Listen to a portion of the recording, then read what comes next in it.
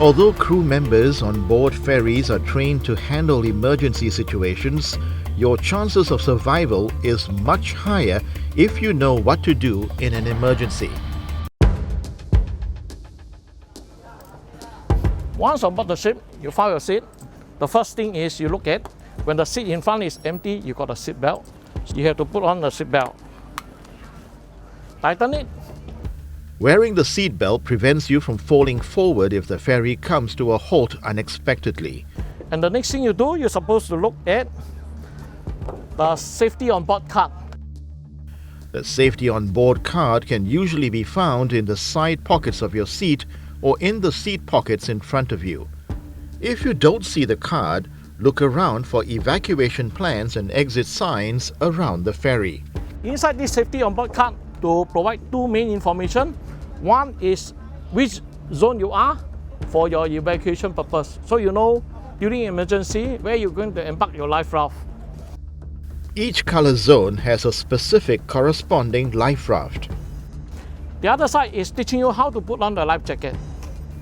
During an emergency, announcements will be made over the public address system for you to put on your life jacket. Ladies and gentlemen, this is the captain speaking. Don your life jackets. Your life jacket is under your seats. After you take out the life jacket, you untie it and open up, put over your head. You look for the stripe, go around your back, on the front part. Lock it up and tighten it. So this hand is a whistle, and the light, once touching the water, it will automatically. If there's no life jacket under the seat, ask the crew where additional jackets are stored. If you are traveling with children, make sure you wear your life jacket before putting it on for them. If an announcement is made to abandon ship, proceed to the life raft corresponding to your seat section. They are usually found on both sides of the ferry. You have to remove all the sharp objects, include your belt buckle, your high heel shoe. Don't bring any of your personal belongings. This is important because sharp objects might damage the life raft. If you don't see any crew members around, there are usually three ways to activate the life raft. The first way is by using the remote release system on the bridge, where the captain controls the ferry. Press the release button to activate the life raft. You can also do this manually. First, make sure the painter is secured to the ferry. Unlock the lashing by taking out the ring. You'll need two persons, one at each side, to throw the life raft overboard. When the raft is in the water, pull out all the slack painter line until it gets tight. Give the painter a sharp tug to fire the gas bottle to inflate the raft. When everyone's aboard, cut the painter using the knife kept next to it. The third way is the auto release of the hydrostatic release unit. The HRU is activated when the ferry sinks. The water pressure will cause the HRU to cut the rope and release the life raft into the water. The raft opens up automatically.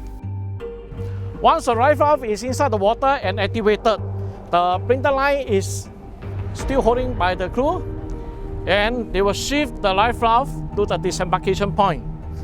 Once at the disembarkation point, the crew can lower the slide.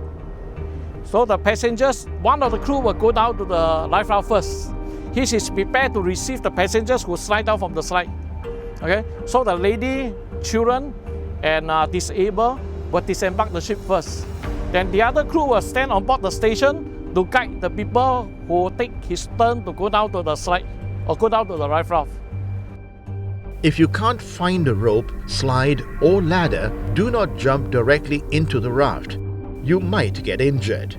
If you have to jump, aim for the water. In the life raft, you will find an emergency pack. This pack usually contains the rocket parachute flare. This is a rocket parachute flare.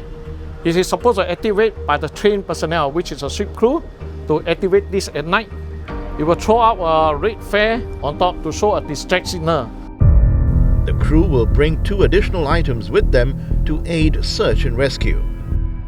This is the equipment called SANK, Search and Rescue Transponder. Its function is to transmit radio frequency to allow people to search for the survivor. This is a e-bug. It's an emergency position indicating radio beacon. It will transmit 2 frequencies. One is a frequency through the satellite, is 406 MHz. The other frequency is 1 to 1.5 MHz, which is direct VHF frequency for normal surface receiver. These 2 items are found in the bridge. If no crew members are around, bring them with you onto the life raft. Inside the life raft, you will find the emergency pack. Usually you will find a first aid kit, hand flare, waterproof torch, survivor's manual, illustration survival signal, floatable knife, and spare rope in an emergency pack.